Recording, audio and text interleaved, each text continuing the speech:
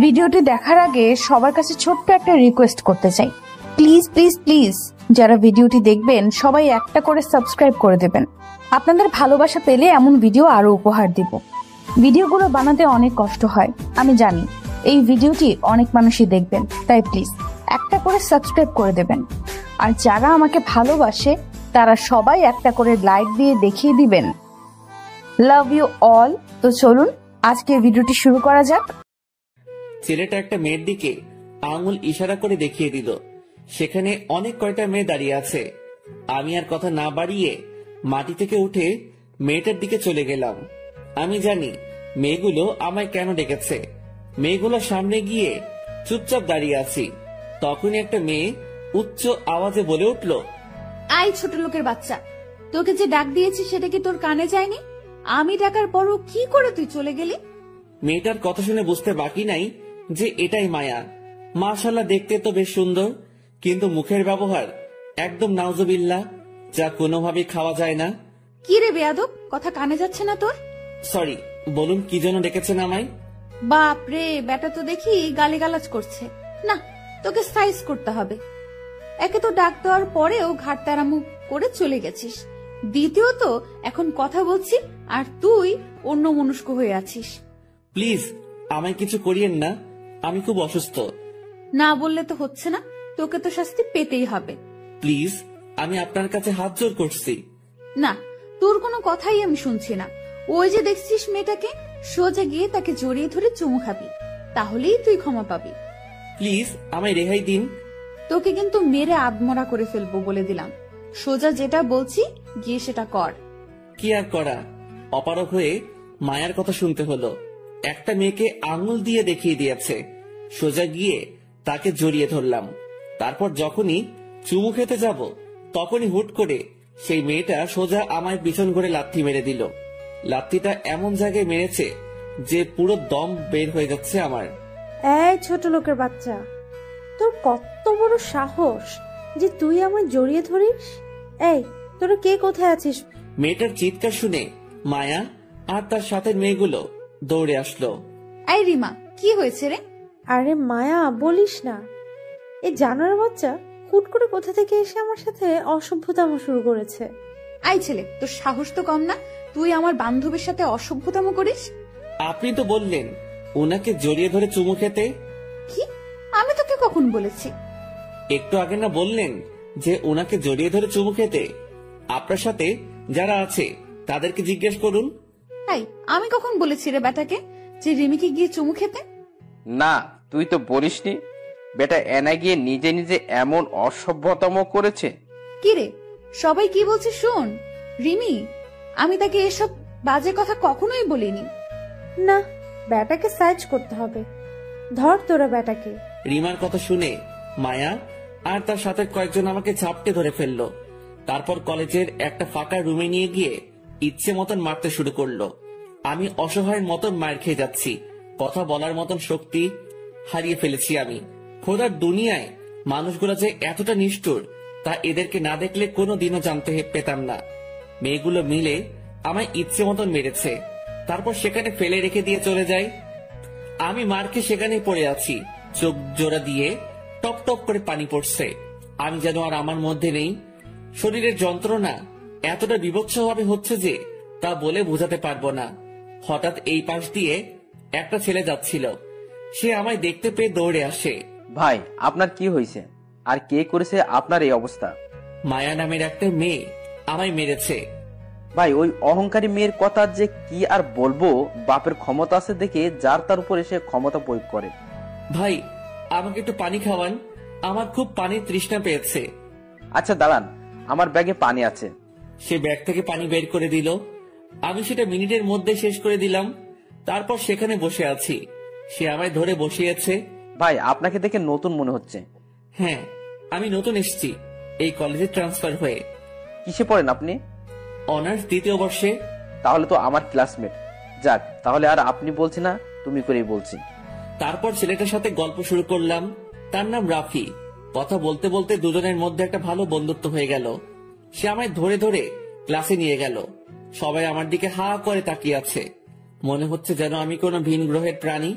কারোর সাথে কথা না বলে ক্লাসে ঢুকে গেলাম। রাফি আর আমি পাশাপাশি সিটে বসেছি। এখনো সবাই আমার দিকে ঘুরে ঘুরে তাকাচ্ছে।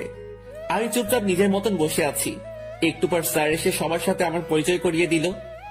কারণ আসার আগে হেড স্যারের সাথে আলাপ করেছিলাম। তিনি সকল স্যারদেরকে আমার কথা বলে দেয়। স্যার যখন আমার পরিচয় করিয়ে দিচ্ছিল তখন মায়া চেঁচিয়ে ওঠে, স্যার, এসব গেও খ্যাতগুলো কলেজের জায়গা পায় কি করে? হ্যাঁ, কলেজের কি রেপুটেশন বলতে কিছুই নেই নাকি? যাকে তাকে হুটহাট করে কলেজে অ্যাডমিশন দিয়ে দিচ্ছে, তাহলে আমাদের আর দাম রইল কোথায়? মায়া, সে গেও খ্যাত ঠিক আছে, কিন্তু একটা জিনিস মাথায় রেখো, সেও মানুষ, তারও তোমাদের মতো সকাল্লাদ আছে, তাই সে এই কলেজে অ্যাডমিশন নিয়েছে। স্যার, সে মানুষ কি জানো, আর সেটা তাকে দেখেই বোঝা যাচ্ছে। তবে একটা কথা বলি, কলেজের মান সম্মান দিন দিন ধুলোয় মিশে যাচ্ছে, আর স্যারদের রুচিরও পতন ঘটছে। আওরা জাওরাকে কলেজে অ্যাডমিশন দিয়ে নাম খারাপ করছেন আপনারা। মায়া, সে না হয় করছি, কিন্তু মাথায় রেখো একটা কথা, কোনো মানুষকে পোশাক দিয়ে জাজমেন্ট করা ঠিক না। হতে পারে সে এমন কেউ যার পায়ের সামনেও তুমি যেতে পারবে না। স্যার, নিজের লিমিটে থাকেন। কোথাকার কোন খ্যাত গেওর সাথে আপনি আমার তুলনা করছেন? হ্যাঁ, আপনার মাথা কি নষ্ট হয়ে গিয়েছে নাকি? মায়া, সেটা সময় দেখতে পাবে, এখন ক্লাস করায় মন দাও। স্যারের কথা শুনে অনেক ভালো লাগলো। স্যার কিন্তু আমার সম্পর্কে কিছুই জানেন না, তবুও তিনি অনেক সাপোর্ট করেছেন আমাকে। যাক, স্যারের বিচারমান দেখে অনেক খুশি লাগলো। তারপর স্যার লেকচার দিতে শুরু করলো। এদিকে আমিও স্যারের লেকচার শোনায় মন দিলাম। দেখতে দেখতে পুরো ক্লাস শেষ করলাম। ক্লাস শেষ করে বের হতেই মায়া সামনে এসে দাঁড়ায়। এই ছোট লোক, শোন, স্যারের কথা শুনে লাফানোর কিছুই নেই। মায়া কারোর ধার ধারে না। কিছুদিন কলেজে থাক, তারপর মায়া কি জিনিস সেটা জেনে যাবি। আমি কোনো কথা বললাম না, চুপচাপ সেখান থেকে চলে আসলাম। রাফি গেটের সামনে দাঁড়িয়ে আছে। রাফির সাথে কিছুটা সময় কথাবার্তা বলে বাসার দিকে রওনা হলাম। হেঁটে হেঁটেই বাড়ি যাচ্ছি, হুট করে পিছন থেকে একটা গাড়ি এসে আমায় ধাক্কা দিয়ে রাস্তার সাইডে ফেলে দিল। নজর ঘোরাতেই দেখি মায়া নামক মেয়েটা। ছোট লোক, দেখ কত দামি গাড়ি করে চলাফেরা করি আমি, আর তুই হেঁটে হেঁটে বাড়ি যাচ্ছিস। তোর অকাত এতটুকুই। পেটা ছ্যাঁচড়া কোথাকার, হ্যাডাম তো নেই, তাও দৌড়ে চলে এসেছিস বড় কলেজে পড়ার জন্য। তারপর গাড়ি টান দিয়ে মায়া চলে গেল। মেয়েটার কথা শুনে মুচকে একটা হাসি দিলাম। হায় রে অহংকার, বাপের টাকায় এত অহংকারী করিস, তোরা যে মানুষকে মানুষ মনে হয় না। এত অহংকার কোথা থেকে যে আসে তোদের আল্লাহ জানে। আর কি বললি, ওকাত নেই আমার? শালার, আমি যেদিন ওকাত দেখাতে শুরু করব সেদিন তোরা সব কয়টা এসে আমার পা চাটবি কুকুরের মতন। ডেমো স্বরূপ একটা খেল দেখাচ্ছি। পকেট থেকে ফোনটা বের করে ড্রাইভারকে বললাম গাড়ি নিয়ে আসতে। এক ফোনে আমার সব কয়টা ড্রাইভার গাড়ি নিয়ে চলে এলো। এক এক গাড়ির জন্য এক এক ড্রাইভার রেখেছি আমি। সবাই এসে রাস্তার ধারে দাঁড়িয়ে আছে। আমি কোনো কথা না বলে ভেনেনোতে উঠে গেলাম। এ যেন দুনিয়ায় চলতি ফিরতি একটা জান্নাত। বেটা আমায় বড়লোকই দেখায়। এই বড়লোকের দুলালি মেয়ে, শুনে রাখ, যেদিন আমি দেমাগ দেখাতে শুরু করব সেদিন মাটি খুঁড়ে নিজেই সেটা নিজে নিজেকে দাফন দিয়ে দিবি। সেদিন শুধু কপালে হাত থেকে আফসোস করবি যে হায় আল্লাহ, কার সাথে ওকাত নিয়ে কথা বলেছিলাম আমি। সেদিনটা বেশি দেরি নয়, আসবে সময় আমার তরে। সেদিন ঘুরবি ভব ঘুরে। সেদিন ওকাত শুধু তুই নয়, দেখবে ওকাত দেশান্তরে। তারপর সেখান থেকে বাড়ি চলে এলাম। বাসায় এসে ফ্রেশ হয়ে খাবার খেয়ে নিলাম। কলেজ থেকে ফেরার পথে খাবার কিনে নিয়ে এসেছিলাম। খাবার খেয়ে বিছানায় গা এলিয়ে দিলাম। শুয়ে শুয়ে ভাবছি, এই দুনিয়ার মানুষগুলো কত নিষ্ঠুর।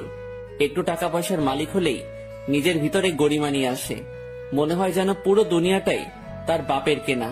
কিন্তু সে এটা জানে না যে একটা সময় সমস্ত গরিমা তার ধুলোয় মিশে যাবে। শুয়ে শুয়ে এসব ভাবতে ভাবতে ঘুমিয়ে গেলাম। বিকাল বেলায় ঘুম ভাঙলো আম্মুর ফোন পেয়ে। বাবা, কেমন আছিস তুই? আলহামদুলিল্লাহ মা, তুমি কেমন আছো? এই তো বাবা, আছি কোনো রকম। ছেলে মেয়েকে ছাড়া কি ভালো থাকা যায় বল? মা, তোমার ছেলে মানুষ হতে এসেছে। নিজের সন্তানকে ভালো মানুষ হিসেবে দেখতে হলে যে একটু কষ্ট করতেই হবে তোমার। হ্যাঁ রে, সে তো আমি জানি। আচ্ছা, বাদ দে এইসব কথা এখন। আচ্ছা বল, কলেজের প্রথম দিন কেমন কাটলো? ভালোই কেটেছে, তবে এখানেও মা অহংকারে খেলা চলে। তার মানে কেউ তোর সাথে অহংকারী দেখিয়েছে? না মা, তেমন কিছু না। আচ্ছা ছাড়ো ওসব কথা এখন। মা আমি ফোন রাখলাম, পরে কথা হবে তোমার সাথে। এখন একটু বাইরে যাব ঘুরতে। আচ্ছা, সাবধানে থাকিস বাবা। মায়ের সাথে কথা বলে ফোনটা রেখে দিলাম। এখন একটু বাইরে যাব। শহরটা কেমন সেটা এখনো ঘুরে দেখা হয়নি, তাই শহরটা দেখতে যাব। কিন্তু ভিতরে ভিতরে কেমন যেন একটা অস্থিরতা কাজ করছে, কারণ মা বাবাকে ছেড়ে এই প্রথম এত দূরে এসে থাকছি। যেখানে মায়ের হাত ছাড়া খাবারই খেতাম না, সেখানে এখন একা একটা শহরে বসবাস করছি। তবে যা করেছি ঠিকই করেছি, কারণ আমি মনে করি আর মায়ের সাথে কখনো পড়ালেখা হয় না, আর হলেও সেটা সবার দ্বারা সম্ভব না। আমি অসম্ভব কাতারের মানুষ, তাই নিজেকে বানাতে চলে এসেছি। তাছাড়া বাবার পড়া কথাগুলো এখনো মনের মধ্যে বাড়ি খাচ্ছে যে আমি কোনোদিনও মানুষ হতে পারবো না। তাই চ্যালেঞ্জ নিয়ে বেরিয়ে গেলাম ঘর ছেড়ে। যাক, দেখি কপালে কি লেখা আছে আমার। গায়ে শার্ট লাগিয়ে ঘুরতে বের হয়ে গেলাম। শহরের অলি গলি কিছু চিনি না, তাই রাফিকে ফোন করেছি আমায় নিয়ে শহরটা একটু ঘুরিয়ে দেখার জন্য।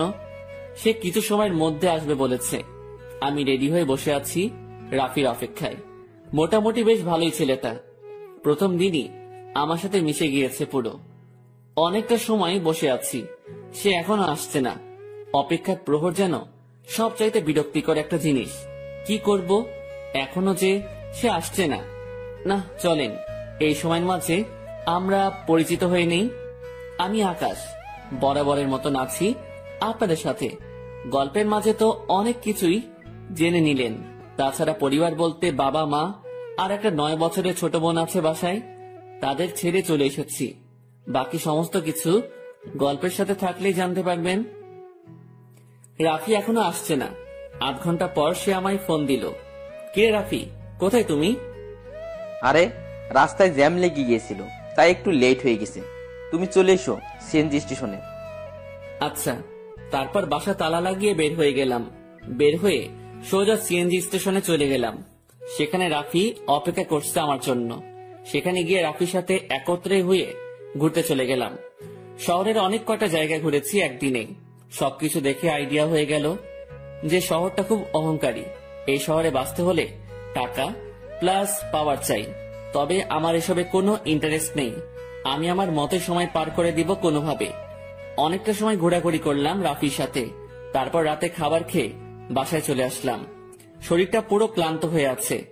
একদিকে ঘোরাঘুরি, অন্যদিকে মায়া আর পুলিশের মাইর, সবকিছু যেন একসাথে এফেক্ট করছে। রাতের বেলায় ভয়ানক একটা জ্বর চলে আসলো। সারা শরীর ছেড়ে দিয়েছে আমার। কি করব বুঝে উঠতে পারছি না।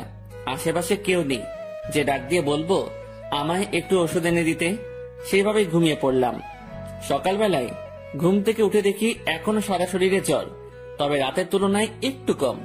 এদিকে কলেজের সময় হয়ে এসেছে। তাড়াতাড়ি ফ্রেশ হয়ে কিছু খেয়ে দিয়ে কলেজের উদ্দেশ্যে রওনা হলাম। ইচ্ছে করছিল আজ কলেজে না যেতে, কিন্তু আমি তো যাবই, কারণ এমন জ্বর টরকে পাত্তা দিলে আমার আর মানুষ হওয়া হবে না। আর সংগ্রাম করতে যেহেতু নেমেই পড়েছি, সেখানে এমন টুকিটাকি বাধা আসবেই। সেসব গায়ে মাখলে কোনোদিন আর সাফল্য হাসিল করতে হবে না আমার। কলেজে পৌঁছে গিয়েছি। কলেজের গেট দিয়ে ঢুকবো, তখনই দেখি মায়া কলেজের গেটে দাঁড়িয়ে আছে।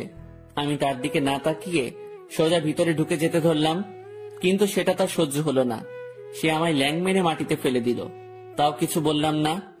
মাটি থেকে উঠে সোজা হাঁটা ধরলাম।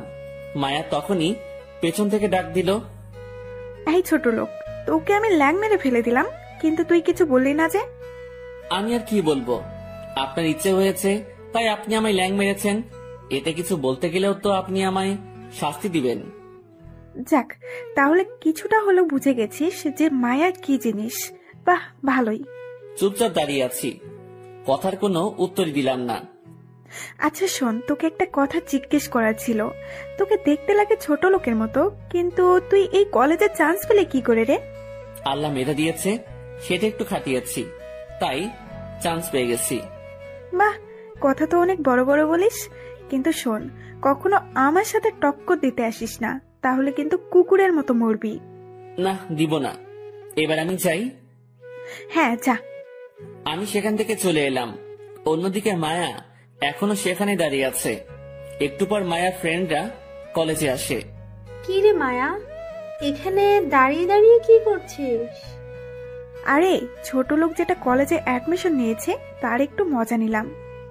বাহ, ভালোই তো, সকাল সকাল মুরগি পেয়ে গেছিস। তবে ছেলেটাকে আমার কেন জানি হাবলা মনে হয়, আর তাছাড়া কেমন চুপচাপ থাকে। দেখলি গতকাল তোর সম্পর্কে না জেনে কেমন মুখের উপরে কথা বললো। যেখানে কেউ তোর সাথে কথা বলার সাহসই করতে পারে না, সেখানে হাবলাটা কেমন মুখের উপরে কথা বললো। সাদিয়া শোন, সে আমায় চিনত না, তাই সে বলেছে। তবে এখন সে আমায় ভালো করে চিনে গেছে। আশা করি আর কখনো সামনে এসে কথা বলার মতো সাহস করবে না। তবে ব্যাটাকে আরো কয়েকটা সবক দিব। মনের খায়সাত এখনো মেটেনি তাকে মেরে। তাকে ভালো করে শিক্ষা দিতে না পারলেও আমার মন ভরবে না। ওকে, ঠিক আছে, যা করার করিস। এবার চল, ক্লাসে যাব। হ্যাঁ চল। মায়া আর তার ফ্রেন্ডরা মিলে ক্লাসে চলে গেল। এদিকে আকাশ ক্লাসরুমে চুপচাপ বসে আছে। রাফি এখনো ক্লাসে আসেনি। ক্লাসে বসে আছি, কিন্তু ভিতরে কি পরিমাণ খারাপ যে লাগছে তা বলে বোঝাতে পারবো না। তার উপরে একটু আগে অহংকারী মেয়েটা আমায় মাটিতে ফেলে দিয়েছে। শরীরটা পুরো লুজ হয়ে আছে। কোনো রকমে জিম ধরে ক্লাসে বসে আছি। একটু পর রাফি ক্লাসে এলো। সে আসতে না আসতেই স্যার ক্লাসে চলে এসেছে। রাফির সাথে কথা বলার সুযোগ পেলাম না। স্যার এসেই ক্লাস শুরু করে দিল। বসে বসে ক্লাস করছি। দেখতে দেখতে শেষ ঘন্টা চলে আসলো। শেষ ঘন্টা যেই স্যার করাবেন তিনি এখনো আসেনি, তাই বসে বসে রাফির সাথে কথা বলছি।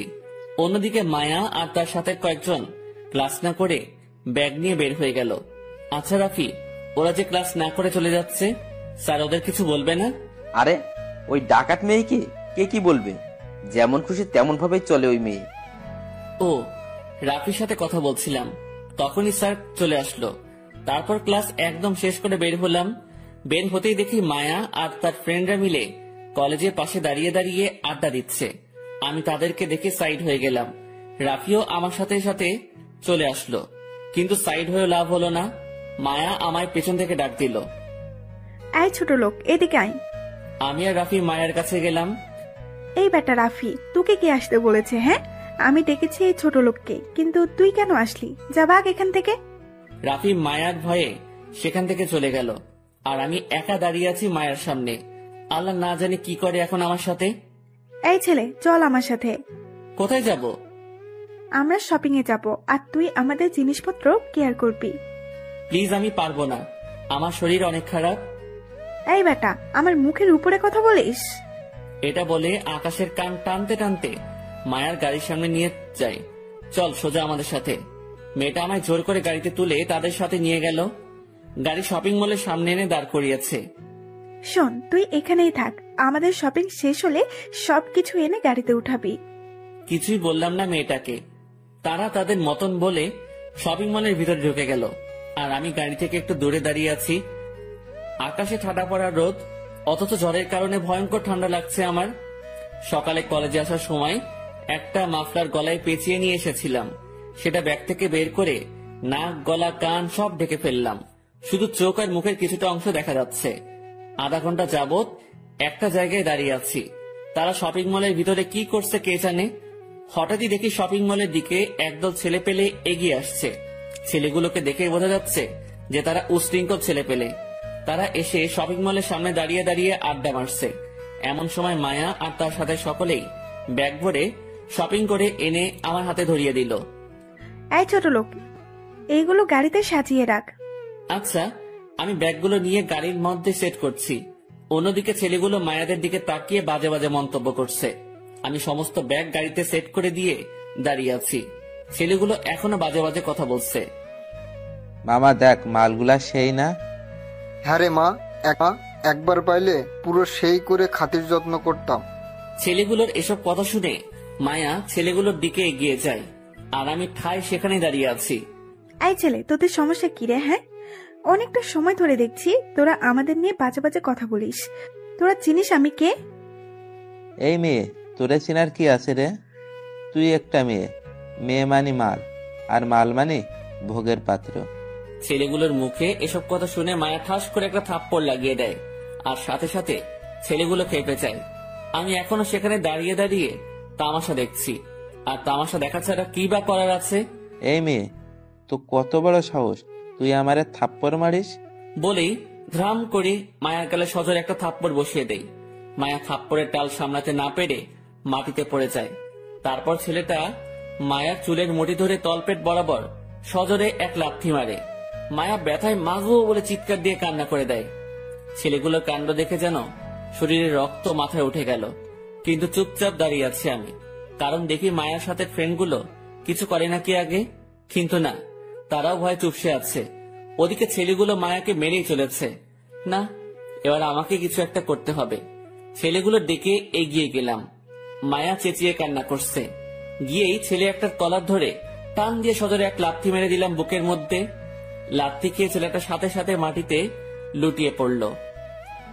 আর তার সাথে ছেলেগুলো এই দৃশ্য দেখে দৌড়ে আসলো আমার দিকে, আমাকে মারার জন্য। তারা চারপাশ থেকে আমাকে ঝাপটে ধরে ফেলছে। আমি নড়াচড়াও করতে পারছি না। আসলে জ্বরের কারণে শরীরে শক্তি নেই। তাদের থেকে একটা ছেলে এসে আমার মুখ থেকে মাফলারটা টান দিয়ে খুলে ফেলে। সে আমার ফেস দেখে এক দৌড়ে সেখান থেকে পালিয়ে যায়। ছেলেটা দৌড়াচ্ছে আর চেঁচাচ্ছে, আমার জীবনের আমিই ভালোবাসি, আমি পালিয়ে যাচ্ছি। তোদের জীবন নিয়ে যদি মায়া থাকে তাহলে সব কয়টা পালা এখান থেকে, না হয় আর কোনোদিন তোদের সাথে আমার দেখা হবে না। কারণ তোরা যাকে ধরে রেখেছিস সে কোনো মানুষ না, সে মানুষরূপী একটা আজরাইল। ছেলেটার কথা শুনে যেই দিকে পেরেছে পালিয়েছে। চোখের সামনে আর একটাকেও দেখতে পাচ্ছি না, খালি মায়া মাটিতে পড়ে কান্না করছে। সবাই এই দৃশ্য দেখে হা করে তাকিয়ে আছে আমার দিকে। সবার চোখ জোড়া কপালে উঠে যাওয়ার মতন অবস্থা। সত্যি যেন মনে হয় তারা নিজের চোখের সামনে আজরাইলকে দেখে ফেলেছে। আমি চুপচাপ দাঁড়িয়ে আছি। সবার এরকম করে চোখ পাকিয়ে তাকিয়ে থাকা যেন কেমন এক ধরনের লাগছিল। না, নিজেকে আড়াল করতে হবে। কোনো কিছু না ভেবে মায়ের হাত আলতোভাবে ধরে মাটি থেকে উঠালাম তাকে, কিন্তু সে আমায় অবাক করে দিল। সে খপ করে আমায় জড়িয়ে ধরে কান্না করতে শুরু করলো। সবাই যেন এই দৃশ্য দেখে পুরো অবাক। সকলেই আমাদের দিকে এগিয়ে আসে। মায়া, তুই ঠিক আছিস তো? মায়ার কোনো উত্তর নেই। সে আমাকে জড়িয়ে ধরে কেঁদেই চলেছে। এই মায়া, কথা বলছিস না কেন তুই? হ্যাঁ, আমার কোনো কথা বলতে ইচ্ছে করছে না। তোরা প্লিজ কিছুটা সময় আমাকে ওর কাছে থাকতে দে। মায়া, কি সব বলছিস তুই? হ্যাঁ, আমি যা বলেছি কানে শুনেছিস তো তোরা? তারপরেও কেন খামোখা প্রশ্ন করছিস? কেউ আর কোনো কথা বলল না। সবাই মায়ার কথা শুনে চুপ হয়ে গেল। এদিকে আমার ভিতরে অস্থির লাগছে বিশাল রকমের, তাও চুপচাপ দাঁড়িয়ে আছি। একটু পর মায়া আমায় ধাক্কা দিয়ে সরিয়ে দিল। আমি ওর কাণ্ড দেখে অবাক চোখে তাকিয়ে আছি তার দিকে। সে নিজেই জড়িয়ে ধরল, আবার নিজেই ধাক্কা দিয়ে সরিয়ে দিল। আল্লাহ, না জানি কি করে এখন আবার আমার সাথে। এই বেয়াদব ছেলে, তোর তো জ্বরে গা পুড়ে যাচ্ছে, তুই এত জ্বর নিয়ে দাঁড়িয়ে আছিস কি করে? হ্যাঁ, আমি তো আগেই বলেছিলাম যে আমার শরীর খারাপ, কিন্তু তাও আপনি আমার কান টেনে এখানে নিয়ে এসেছেন। তাই বলে কি তুই চুপচাপ থাকবি? হ্যাঁ, একবার মুখ ফুটে তো বলতে পারতিস যে তোর জ্বর উঠেছে, তাহলে তো তোর উপরে আর জোর খাটাতাম না। ও মা, মেয়েটার কথা বলার ধরন পুরো পরিবর্তন হয়ে গেল কি করে? যেই মেয়ে আমাকে ইচ্ছে মতন মেরেছে সেই মেয়ে এখন নরম ভাষায় কথা বলছে। কিরে, কথা বলছিস না কেন? আসলে এমনিতেই বলিনি। আচ্ছা থাক, হয়েছে যা হবার। এবার চল তুই আমার সাথে, তোকে ডক্টরের কাছে নিয়ে যাব। মায়ার কথা শুনে তার ফ্রেন্ড একজন বলে ওঠে, এই ছেলে, তোর শরীরে কি জ্বর অনেক বেশি? দেখি তো একটু। বলেই আকাশের কপালে হাত দেয়, কিন্তু মায়া ঝাটকি দিয়ে মেয়েটার হাত সরিয়ে দেয়। এই, তোরা কেউ ওকে স্পর্শ করবি না, ওকে শুধু আমি স্পর্শ করব। ছেলেগুলো যখন আমায় মারছিল তখন সে এসে আমায় বাঁচিয়েছে। আমি মাটিতে পড়ে কান্না করছিলাম, সে এসে আমার হাত ধরে উঠিয়েছে। তোরা তখনও ঠাই দাঁড়িয়েছিলি। সো এই ছেলেকে তোরা কেউ স্পর্শ করতে পারবি না। ওকে স্পর্শ করলে একমাত্র আমি করব। মায়া, তুই এই ছোট লোক ছেলের জন্য আমাদের সাথে এমন ব্যবহার করবি? তাহিয়া, মুখ সামলে কথা বল। সে হতে পারে ছোট লোক, কিন্তু সে মনের দিক দিয়ে অনেক বড়। সো ওকে নিয়ে আর একটা বাজে কথা বললেও তোদের খবর করে ছেড়ে দেবো আমি। মায়া, এতটা পাল্টে গেলি কি করে মুহূর্তের মাঝে? তাহিয়া প্লিজ যা তো, আমার এখন কোনো ধরনের বকবক করতেই ভালো লাগছে না। প্লিজ তোরা সবাই আমার গাড়ি করে বাসায় চলে যা, আমি ওকে নিয়ে হসপিটালে যাব। ওকে, ঠিক আছে, আমরা চলে যাচ্ছি। এদিকে আমি তো পুরো টাসকি মায়ার কথা শুনে সেই মিনিটের মধ্যেই কেমন পাল্টে গেল। মায়ার ফ্রেন্ডরা সবাই গাড়ি নিয়ে বাসায় চলে গেছে। এদিকে মায়া আমার জন্য রিক্সা দাঁড় করিয়েছে, তারপর আমায় ধরে রিক্সায় উঠাই। আঙ্কেল, হসপিটাল নিয়ে চলেন। আচ্ছা মামনি। আমি চুপচাপ বসে আছি রিক্সার মধ্যে, শরীর গিরগির করে কাঁপছে আমার। পাশ থেকে মায়া হয়তো সেটা লক্ষ্য করেছে। সে একদম আমার শরীরের কাছে চলে আসলো, পুরো গায়ে গায়ে ঘেঁষে বসেছে সে আমার শরীরের কম্পন যেন আরো বেড়ে গেল। আমি নিজেকে আর সামনে রাখতে পারছিলাম না, মাথাও ঘুরতে শুরু করেছে আমার। মনে হয় যেন এক্ষুনি মাথা ঘুরে রিক্সা থেকে পড়ে যাব। চোখ মুখ বন্ধ হয়ে আসছিল আমার, একদম পুরোপুরি নিস্তেজ হয়ে আসছে শরীর। না, আমার আর টিকে থাকা সম্ভব না। মাথা চক্কর দিয়ে পড়ে যেতে ধরলাম রিক্সা থেকে। ঠিক তখনই মায়া আমায় এক টান দিয়ে নিজের বুকে নিয়ে নিল। এই ছেলে, কিচ্ছু হবে না তোমার। এই তো হসপিটালে চলে এসেছি আমরা। তুমি আর একটু সময় আমার বুকে মাথা রেখে চোখ বুজে থাকো। যদিও সেন্স নেই নিজের মধ্যে, তবে বুঝতে পারছিলাম যে মেয়েটা আমার সাথে এখনো অস্বাভাবিক আচরণ করছে। কিন্তু আমার এখন এসব নিয়ে ভাবার মতন পরিস্থিতি নেই। আমি মেয়েটার বুকে মাথা রেখে হেলান দিয়ে চুপচাপ বসে আছি, আর সে আমায় ধরে রেখেছে 2 হাত দিয়ে। এক হাত দিয়ে আমার শরীর পেঁচিয়ে ধরেছে, আরেক হাত আমার মাথার নিচে আলতো করে দিয়ে রেখেছে। দেখতে দেখতে হসপিটাল পৌঁছে গেলাম। মায়া আমায় ধরে ধরে হসপিটালের ভিতরে নিয়ে গেল। ডক্টর, দেখেন তো ওর কি হয়েছে। ডক্টর আমাকে চেক আপ করে বলল, দেখুন, পেশেন্টের শরীর অনেক দুর্বল, তাছাড়াও জ্বরের মাত্রাটাও অনেক বেশি। পেশেন্টকে তাড়াতাড়ি স্যালাইন দিতে হবে। ডক্টর, যা করার করেন, বাট সে যেন সুস্থ হয়ে ওঠে। ডক্টর তাড়াতাড়ি একজন নার্সকে ডেকে বলল আমাকে বেডে নিয়ে গিয়ে স্যালাইন লাগিয়ে দিতে। নার্স ডক্টরের কথা মতন আমায় বেডে নিয়ে সে স্যালাইন লাগিয়ে দিল। শরীরটা এতটা দুর্বল লাগছিল যে আমি বেডের মধ্যেই ঘুমিয়ে পড়লাম। এক ঘুমে সোজা রাত হয়ে গিয়েছে। ঘুম ভাঙতে দেখি মায়া আমার পাশে বসে আছে, বসে বসে আমার মাথায় হাত বুলিয়ে দিচ্ছে। এত রাত হয়ে গেল, আপনি এখনো বাসায় যাননি? না, কি করে বাসায় যাবো তোমায় এইভাবে ফেলে রেখে? মেয়েটার কথা শুনে অবাকের পর অবাকই হচ্ছে খালি। এই তো গতকালই মেয়েটা আমায় মারলো, আর আজ সেই মেয়েই আমার জন্য টেনশন করছে। তোমার কেমন লাগছে এখন? একটু ভালো। যাক, চিন্তা মুক্ত হলাম। তোমার স্যালাইনও শেষ হয়ে এসেছে। দাঁড়াও, ডক্টরের সাথে কথা বলে তোমায় বাসায় পৌঁছে দিয়ে আসছি। আচ্ছা। মেয়েটা ডক্টরের সাথে কথা বলে আমায় পৌঁছে দিয়ে গেল। এই যে ছেলে, কাল কিন্তু কলেজে যাবে না। আগে সুস্থ হও, তারপর কলেজে যাবে। আর ওষুধগুলো কন্টিনিউ করবে। আমি কিছু খাবারও কিনে দিয়েছি ব্যাগের মধ্যে, সেটা খেয়ে রাতে ওষুধ খেয়ে নেবে। আচ্ছা। তারপর মেয়েটা চলে গেল। এদিকে আমি বাসায় পৌঁছে হালকা কিছু খেয়ে নিলাম, পরে খেয়ে দিয়ে ওষুধ খেয়ে নিলাম, তারপর শুয়ে পড়লাম। মেয়েটার আচরণগুলো এখনো আমার চোখে ভাসছে। মনে হচ্ছিল যেন সে আমার বিয়ে করা বউ, এমন করে কেয়ার করছিল সে আমার। এসব নিয়ে ভাবতে ভাবতে কখন যে ঘুমিয়ে গেছি তা নিজেও বলতে পারবো না। সকালবেলায় ঘুম ভাঙতেই দেখি মায়া আমার মাথার কাছে বসে আছে। আমি মেয়েটাকে দেখে থতমত খেয়ে গেলাম। এই যে, আপনি কখন এলেন? সকাল 7টা বাজে। ঘড়ির দিকে তাকিয়ে দেখি 9টা বাজে। তার মানে মেয়েটা এসে 2 ঘন্টা যাবৎ আমার জন্য বসে আছে। সত্যি মেয়েটার আচরণ দেখে নিজের কাছে নিজেরই অবাক লাগছে। আচ্ছা, এখন শরীর কেমন? জ্বরটা হয়তো একটু কমে এসেছে, কিন্তু শরীরের দুর্বলতা আগের মতোই। সব ঠিক হয়ে যাবে। সেদিন সারাদিন মেয়েটা আমার বাসায় ছিল, আমায় নিজের হাতে জোর করে খাইয়ে দিয়েছে। মেয়েটার কেয়ার জন্য ভিতরটাকে ক্ষত বিক্ষত করে দিচ্ছে আমার। তারপর সন্ধ্যা হতেই সে চলে যায়। যাওয়ার আগে আলতো করে একবার জড়িয়েও ধরেছিল, তারপর চলে গেছে। এদিকে আমার মনের ভিতরে তো পুরো আগুন ধরিয়ে দিয়েছে সে আগুন কি করে শান্ত করব তা আমার জানা নেই। এইভাবেই দিনটা কেটে গেল। পরের দিন সকালবেলায় শরীরটা একটু ভালো লাগায় কলেজে চলে গেলাম। কলেজে গিয়ে দেখি কেউ কলেজে আসেনি। কেউ বলতে মায়া আর তার সাথে কেউ আসেনি। আমি ক্লাসে চলে গেলাম। ক্লাসে গিয়ে দেখি রাফি আর কিছু ক্লাসমেট নিজেদের মধ্যে কথা বলছে, আবার কেউ বসে আছে। আমিও চুপচাপ বসে পড়লাম।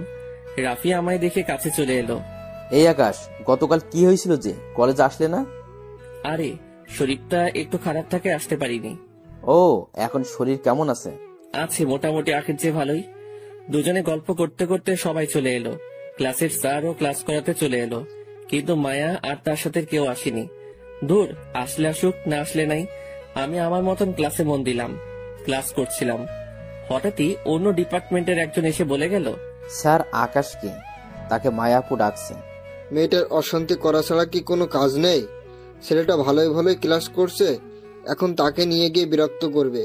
এই আকাশ, যাও তো দেখে আসো মায়া কেন তোমায় ডাকছে। আশা করি উল্টো পাল্টা কিছু করাবে তোমাকে দিয়ে, তাই ডেকেছে। আমি চুপচাপ ক্লাস থেকে বের হয়ে গেলাম। কি সাংঘাতিক মেয়ে রে বাবা, সে নিজে তো ক্লাস করে না, আবার আমাকে ক্লাস থেকে ডেকে পাঠায় অন্যদের সামনে। যেখানে স্যার উপস্থিত রয়েছে সেখানে সে হুকুম মতো চালাচ্ছে। তার মনে কি একটু ভয়ভীতি নেই নাকি আল্লাহ জানে। ক্লাস থেকে বের হতেই দেখি মায়া আর তার ফ্রেন্ডগুলা কলেজ গেটের পাশে বসে বসে আড্ডা মারছে। আমি চুপচাপ হেঁটে তাদের সামনে চলে গেলাম। আপনি কি আমায় ডেকেছেন? হ্যাঁ ডেকেছি। দেখি আমার পাশে এসে বসো। এই তোরা ওকে একটু জায়গা দে। আমি মায়ার পাশে গিয়ে বসলাম। পাশে গিয়ে বসতেই সে আমার কপালে হাত দিয়ে বলে, জ্বর তো মোটামুটি সেরে গেছে তাই না? হ্যাঁ, জ্বর সেরে গেছে। যাক ভালোই হয়েছে। আচ্ছা সকালে কিছু খেয়েছো? খেয়েছি, তবে তেমন কিছু নয়। হালকা নাস্তা করে কলেজে চলে এসেছি। এখন যদি তোকে আমি মাইল লাগিয়ে দেই, তোকে বলেছি পেট ভরে খাবার খাবি আর ওষুধগুলো কন্টিনিউ করবি, কিন্তু তোর তো দেখি কথাই কানে যায় না। আসলে খেতে ইচ্ছে করছিল না, তাই ভালো করে খাইনি।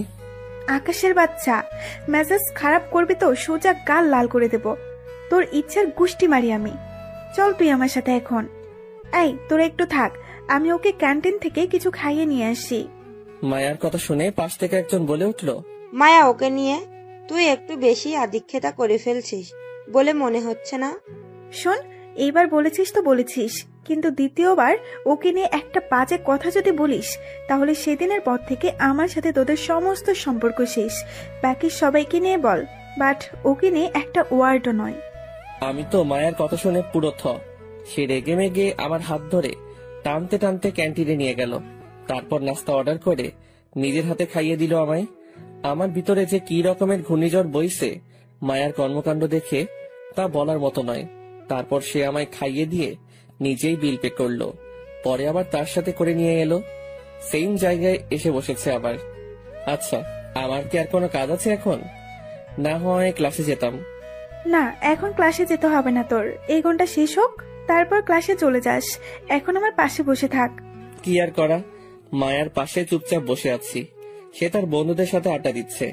একটু পর ঘড়ি দেখে সে আমায় নিজেই বলল, এই যে ঘন্টা শেষ হয়েছে, যা এবার সোজা ক্লাসে চলে যা, গিয়ে ক্লাস কর। আচ্ছা। তারপর সেখান থেকে উঠে ক্লাসের দিকে হাঁটা দিলাম। কিন্তু হঠাৎ এই মাঝপথে আমার পুরনো ফ্রেন্ড নাদিয়ার সাথে দেখা হলো। এই আকাশ, তুই এখানে? আমারও তো সেম প্রশ্ন, তুই এখানে? আরে আমি তো এই কলেজেই পড়ি, কিন্তু তুই এখানে কি করছিস? আরে আমিও তো কিছুদিন আগে এই কলেজে অ্যাডমিশন নিয়েছি। কি সত্যি? হ্যাঁ রে। যা, ভালোই হয়েছে। এখন থেকে তো তোর সাথে আড্ডা দেওয়া যাবে। বহুদিন পর পুরনো কোনো ফ্রেন্ডের সাথে একত্রে হলাম, কিন্তু আফসোস তুই হয়তো অন্য ডিপার্টমেন্টের। হ্যাঁ। আচ্ছা শোন একটা কথা, আমার বিষয়ে কাউকে কিছুই বলিস না, কেমন? কিন্তু কেন? প্লিজ বলিস না, কারণটা পরে না হয় একদিন জানতে পারবি। আচ্ছা ঠিক আছে, বলবো না। এবার আমি ক্লাসে যাই, পরে কথা হবে। আচ্ছা যা, তোদের তো আবার এখন ক্লাস চলছে। হ্যাঁ। তারপর নাদিয়ার সাথে কথা বলে ক্লাসে চলে এলাম। ক্লাসে এসে সোজা নিজের জায়গায় বসে গেলাম। রাফি আমার পাশের সিটেই বসেছে।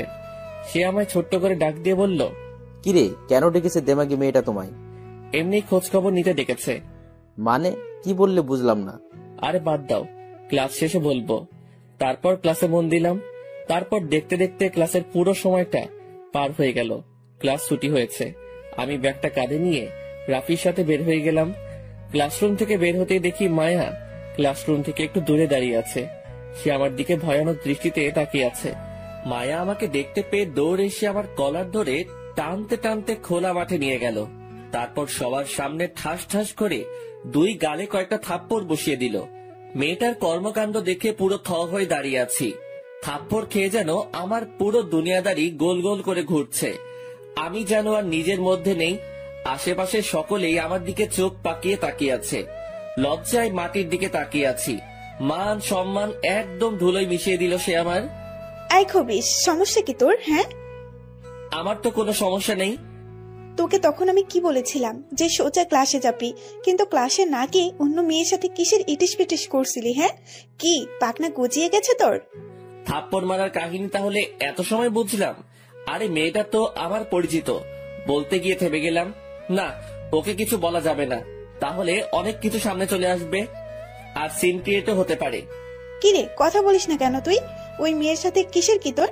তোকে সুন্দর করে খাইয়ে দাইয়ে বললাম ক্লাসে চলে যেতে, কিন্তু বান্দরের বাচ্চা তুই ক্লাসে না গিয়ে ইটিস পিটিস করিস। হ্যাঁ, সরি, আমার ভুল হয়ে গেছে, আর কখনো এমন ভুল হবে না।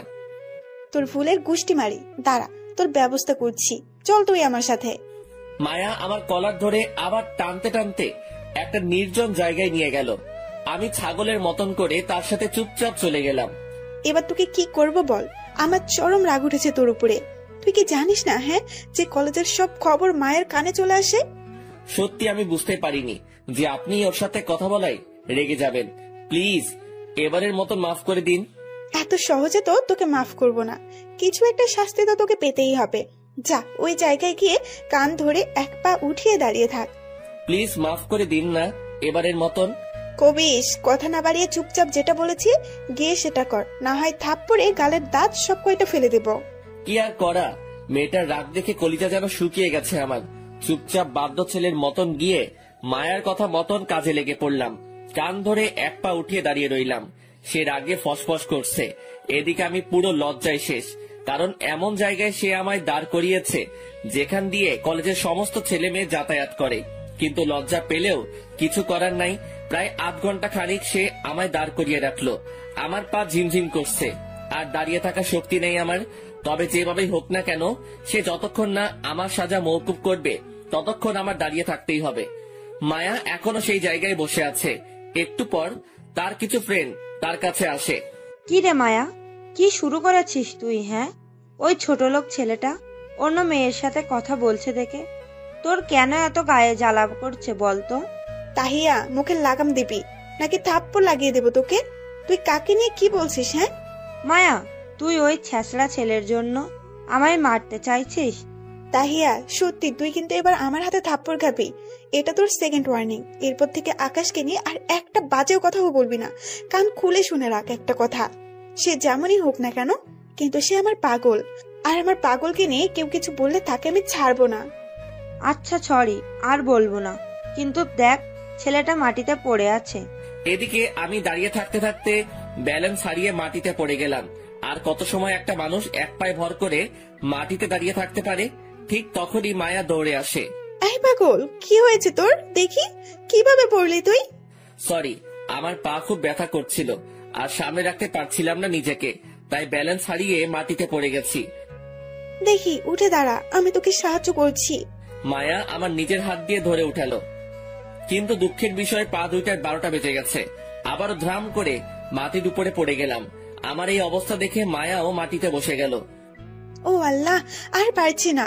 এই পাগল, তুই কেন অমনটা করতে গেলি বলতো? তুই অমনটা করে আমার রাগ উঠিয়ে দিলি, পরিশেষে এখন তোর এই কষ্ট হচ্ছে। সত্যি আমি ভুল করে ফেলেছি, আর কখনো করব না। আর কখনো করলে কিন্তু একদম জানে মেরে ফেলবো। আসো দেখি, কাছে আসো। বলে এক টান দিয়ে আকাশকে তার কাছে নিয়ে গেল। তারপর জড়িয়ে ধরে পাগলের মতন চুমু খেতে শুরু করলো। মেয়েটার কাণ্ড দেখে পুরো থ হয়ে আছি। কি করছে কি মেয়েটা? সে আমায় সবার সামনে জড়িয়ে ধরে চুমু খাচ্ছে। শোন, তুই আমার পাগল, অন্য কোনো মেয়ের দিকে যেন তোর নজর না যায়। আর শাস্তি দেওয়ার জন্য সরি, খুব কষ্ট হয়েছে তোর, তাই না? এই যে আমি হাতল করে দিলাম, দেখবি সব কষ্ট দূর হয়ে যাবে। মেয়েটার কথা শুনে ভিতরে যেন প্রবল গতিতে তুফান বইছে। সত্যি কি সে আমাকে ভালোবাসে? তার কথার ইঙ্গিত তো সেরকমটাই করছে। না, একটু শিওর হওয়া দরকার।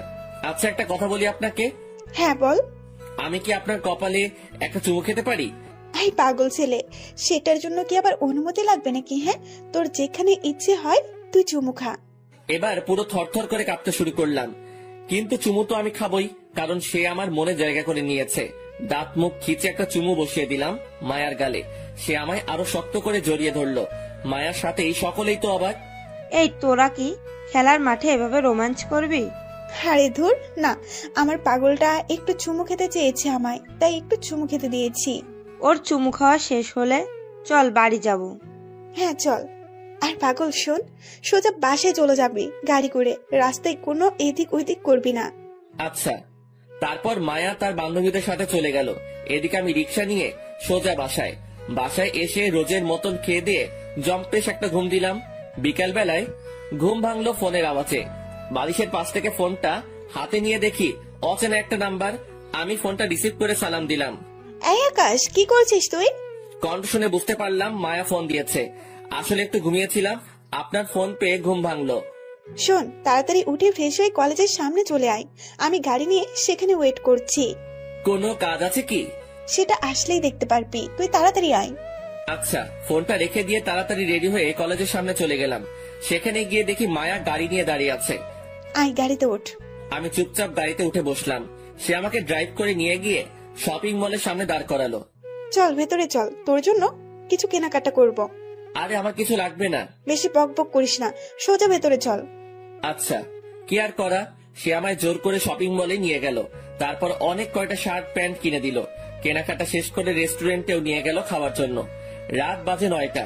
খাওয়া দাওয়া শেষ করে বাড়ি ফিরবো, তখনই হঠাৎ মাঝপথে ছিনতাইকারী আমাদের গাড়ি আটকায়। তারা মায়ার কাছ থেকে ব্যাগ কেড়ে নিতে চায়। মায়াও জোরাজোরি শুরু করে। সে কোনো মতেই তার ব্যাগ দিবে না। আমি গাড়ি থেকে নেমে তাদের আটকাতে গেলে পিছন থেকে কেউ একজন আমার পেটে ছুরি মেরে দেয়। তারপর তারা মায়ের ব্যাগ নিয়ে সেখান থেকে পালিয়ে যায়, আর আমি সাথে সাথে মাটিতে লুটে পড়লাম। এরপর আর কিছু মনে নেই। 3 দিন পর আমার জ্ঞান ফিরে। জ্ঞান ফেরার পর নিজেকে আবিষ্কার করলাম হসপিটালের বেডের মধ্যে। পাশ থেকে মায়া বসে ফুপিয়ে ফুপিয়ে কান্না করছে। সে আমার জ্ঞান ফিরেছে দেখতে পেয়ে, আয় তুই ঠিক আছিস তো? হ্যাঁ ঠিক আছি, কিন্তু আপনি এভাবে কান্না করছেন কেন? কান্না করবো না তো কি করবো? হ্যাঁ, আজ 3 দিন পর তোর জ্ঞান ফিরেছে। মায়ার কথা শুনে থতমত খেয়ে গেলাম। কি বলছে? আমার 3 দিন পর জ্ঞান ফিরেছে? ইন্না লিল্লাহ। তার মানে আজ 3 দিন ধরে মেয়েটা আমার সাথে হসপিটালে। ও আল্লাহ রক্ষা করো তুমি। আমার মাথা পুরো জ্যাম খেয়ে গেছে মেয়েটার কথা শুনে। প্লিজ আপনি শান্ত হন, আমি ঠিক আছি, আমার কিছুই হয়নি। তোর কত বড় চোট লেগেছে, তাও বলছিস তোর কিছু হয়নি? বান্দর ছেলে কোথাকার। আমার সত্যি কিছু হয়নি, একদম ঠিক আছি আমি। তাও মেয়েটা কান্না করে যাচ্ছে। অনেক কষ্টে বুঝিয়ে শুনিয়ে কান্না থামালাম। এইভাবে আরো 2 দিন কেটে গেল হসপিটালে। মেয়েটার সেবা যত্ন দেখে মনের ভিতরে একদম পাকাপোক্ত জায়গা করে নিয়েছে সে আমার দেখাশোনায় কোনো রকমে কমতি রাখিনি। সেদিন রাতে তার কিছু ফ্রেন্ড আমায় দেখতে আসে হসপিটালে। তারা দেখে অনেকটা আফসোস করে। মায়া থাক তুই, আমরা চলে যাচ্ছি, পরে আবার সময় করে আসবো নে। আচ্ছা চল তোদের এগিয়ে দিয়ে আসি। আকাশ তুমি শুয়ে থাকো, আমি তাদেরকে এগিয়ে দিয়ে আসি। আচ্ছা। মায়া তাদের এগিয়ে দিতে গেছে আর আমি বেডের মধ্যে শুয়ে আছি। এভাবে ঘন্টাখানিক হয়ে গেছে, কিন্তু মায়া এখন আসছে না। কিরে মেয়েটা এখন আসছে না কেন? এত সময় হয়ে গেল, তার তো এসে যাওয়ার কথা। সেই রাতে মায়া আর ফিরে আসলো না। মনের ভিতরে ভয় কাজ করতে শুরু করলো মায়ার জন্য। আল্লাহ জানে মেয়েটা না বলে কোথায় চলে গিয়েছে। তাও অপেক্ষা করতে লাগলাম। এইভাবে আর 2 দিন হয়ে গেল হসপিটালে, কিন্তু মায়া সেই যে গেছে আর ফিরে আসেনি। না, এবার যেন টেনশনের মাত্রা আরো বেড়ে গেল।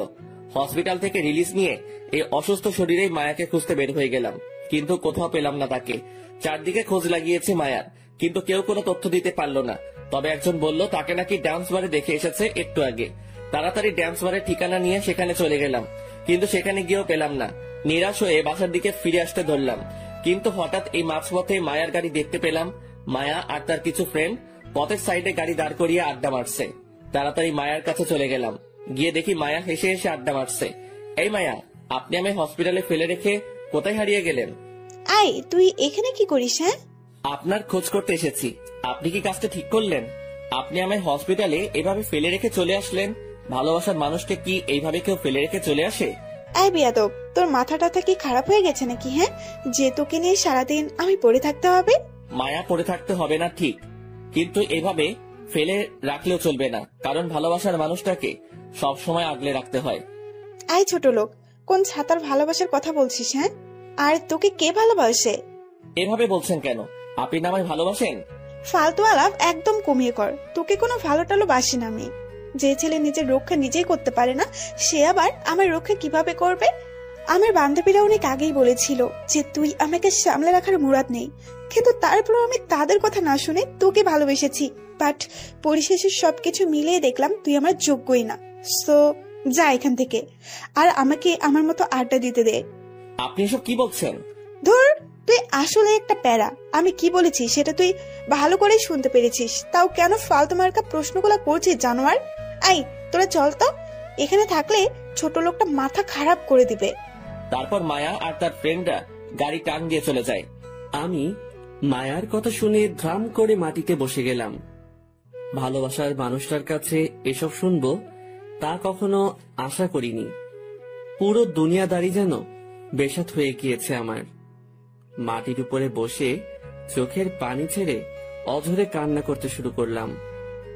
চোখ দুটো যেন আজ নহরে পরিণত হয়ে গেছে। কান্না করতে করতে পুরো অজ্ঞানের মতন হয়ে গেলাম। পেটে বিশাল আকারের পেইন করছে, নিজেকে আর স্থির রাখতে পারলাম না। রাস্তার পাশে পাগলের মতন লুটে পড়লাম। মনে হচ্ছে যেন কোনো এক নৈশাক্ত পাগল নেশা করে রাস্তায় পড়ে আছে। ধীরে ধীরে চোখের পাতা দুটো মিলে গেল, আর আমি হারিয়ে গেলাম অজানা কোনো রাজ্যে। যখন চোখ খুললাম তখন নিজেকে আবিষ্কার করলাম বিছানায় শুয়ে আছি। আশেপাশে অনেক মানুষ গমগম করছে। ভাই আপনি ঠিক আছেন তো? হঠাৎ কি হয়েছিল যে আপনি পথের মাঝে পড়েছিলেন? পরে আমরা আপনাকে ধরে মামার দোকানে নিয়ে আসলাম, আপনি এখন তার দোকানে শুয়ে আছেন। লোকটার কথা শুনে মায়ার কথা মনে পড়ল। মায়া আমায় ছেড়ে চলে গিয়েছিল। পরে আমি রোডের মাঝেই অজ্ঞান হয়ে পড়ি। কি হলো ভাই, কথা বলছেন না যে? আপনি ঠিক আছেন তো? হ্যাঁ ভাই, আমি ঠিক আছি। আর ধন্যবাদ আমাকে সাহায্য করার জন্য। ধন্যবাদ দেওয়ার কিছুই নেই, আমাদের দায়িত্ব ছিল আপনার পাশে দাঁড়ানো, আর আমরা সেটাই করছি। লোকগুলো সত্যি অনেক ভালো। তাদের সাথে কথাবার্তা বলে সেখান থেকে চলে এলাম। অনেক রাত হয়ে গিয়েছে। এই অসুস্থ শরীর নিয়েই বাসায় ফিরে গেলাম। লোকগুলো আমায় অনেকটা পথ এগিয়ে দিয়ে গেল। আমি বাসায় এসে সেভাবেই শুয়ে পড়লাম। শুয়ে শুয়ে মায়ার কথা ভাবছি। মেয়েটা হুট করে আমার সাথে এমন পোল্টি খেলো কেন? সবকিছু তো ঠিকঠাকই ছিল না। আমার মনে হয় তার বান্ধবীরা কান পরিয়েছে তাকে, তাই সে এমন ধারা আচরণ করছে। না, কালকে যেভাবেই হোক কলেজে গিয়ে মায়ার সাথে কথা বলবো, তারপর সব ঠিক করে নিব আগের মতন। পরের দিন সকালবেলা ঘুম থেকে উঠে ফ্রেশ হয়ে নিলাম, তারপর কলেজে চলে গেলাম। আজ কোনি ব্যাগ ট্যাগ নেইনি, কারণ আজ ক্লাস করব না। মায়ার সাথে কথা বলেই বাড়িতে চলে আসব। কলেজে গিয়ে দেখি মায়া তার বন্ধুদের সাথে আড্ডা দিচ্ছে। আমি তার কাছে এগিয়ে গেলাম। আপনার সাথে আমার একটু কথা ছিল। ছোট লোক, তুই আবার আমার সামনে এসেছিস? তোর কপালে শনি ঘুরাচ্ছে কিন্তু। আপনি এমন করছেন কেন? প্লিজ আমার সাথে ঠিক করে কথা বলেন না। না, তোর মতো ছোট লোকের সাথে কোনো কথাই নেই, আর তাছাড়া তোর কোনো যোগ্যতাই নেই আমার সাথে কথা বলার। সো চললাম আমি এবার। খপ করে মায়ার হাত ধরে ফেললাম। প্লিজ আপনি এমন করিয়েন না। আমি আপনাকে খুব বেশি ভালোবাসি। আমি আপনাকে ছাড়া থাকতে পারবো না। জানোয়ারের বাচ্চা, তোর কত বড় সাহস যে তুই আমার হাত ধরেছিস? কি মনে করেছিস তুই, হ্যাঁ, যে তোর সাথে একটু ভালো করে কথাবার্তা বলেছি দেখে তোকে ভালোবাসি আমি?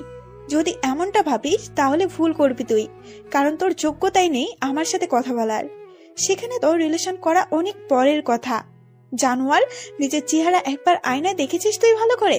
দেখতে লাগে পুরো ছোট লোকের মতো, মনে হয় যেন জমিন থেকে হাল চাষ করে উঠে এসেছিস। আর তুই চলে এসেছিস আমায় ভালোবাসতে। আমার উপকার করাই একটু ভালো ব্যবহার করেছি দেখে সেটাকে তুই ভালোবাসা মনে করে বসেছিস? হ্যাঁ, আমি জানি আপনি আমায় ভালোবাসেন। কোনো কারণে হয়তো আপনি আমার উপরে রাগ করে এমন ব্যবহার করছেন। প্লিজ এমন করিয়েন না। আসলে তোর লজ্জা শরম নেই? আশেপাশে সবাই তোর দিকে তাকিয়ে আছে, তাও তুই ভালোবাসা ভালোবাসা করে যাচ্ছিস। দাঁড়া, তোর ভেতর থেকে ভালোবাসার ভূত বের করছি, একটু ওয়েট কর। নিলয়দের ফোন লাগাচ্ছি। মায়া পকেট থেকে ফোনটা বের করে নিলয় না কাকে যেন ফোন দেয়, আর আমি অসহায়ের মতন দাঁড়িয়ে আছি।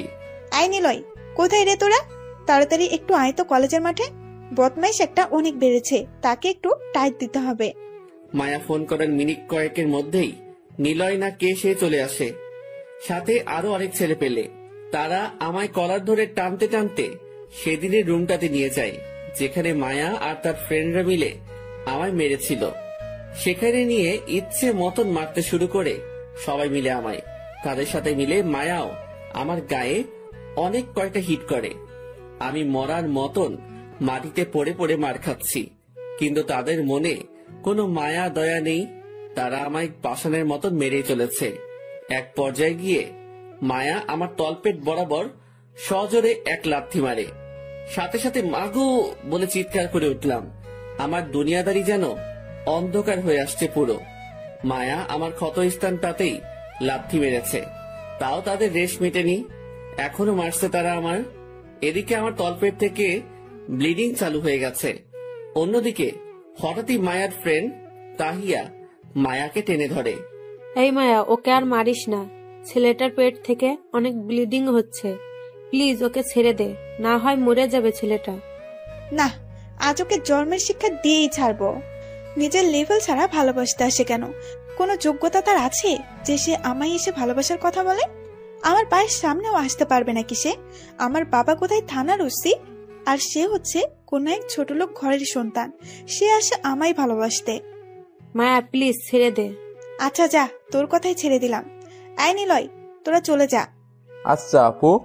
সবাই আমায় মেরে ধরে চলে গেল, আর আমি চুপচাপ মাটিতে শুয়ে শুয়ে ব্যথায় কাতরাচ্ছি।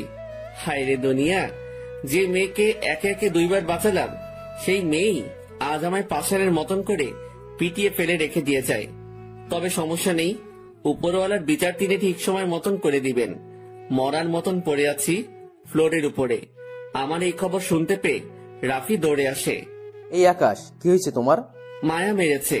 তুমি কেন ওই অহংকারী মেয়ের সাথে চলতে যাও বলো তো? তুমি জানো না যে ওই মেয়ের সাথে শরীর ভরা কারেন্ট আর অহংকার? বাবার একটু ক্ষমতা আছে দেখে সবাইকে সে পশু মনে করে।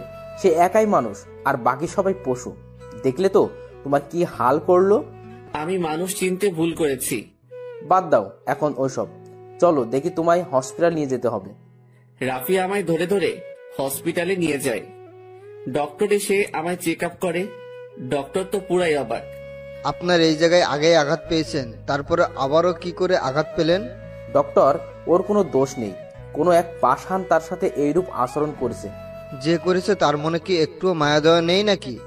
কি বেরহেম ভাবে মেরেছে ওনাকে, পুরো সেলাই সহ ছুটিয়ে ফেলেছে ওনার। ডক্টর প্লিজ আপনি একটু ওকে দেখুন। হ্যাঁ আমরা দেখছি। আর শোনেন, আপনি ওনাকে অ্যাডমিট করিয়ে দিন, কারণ ওনার একটা প্রপার ট্রিটমেন্ট দরকার। আচ্ছা ডক্টর। রাফি আমাকে হসপিটালে অ্যাডমিট করিয়ে দিল। ট্রিটমেন্ট চলছে আমার। আজ 2 দিন হলো আমি হসপিটালে অ্যাডমিট।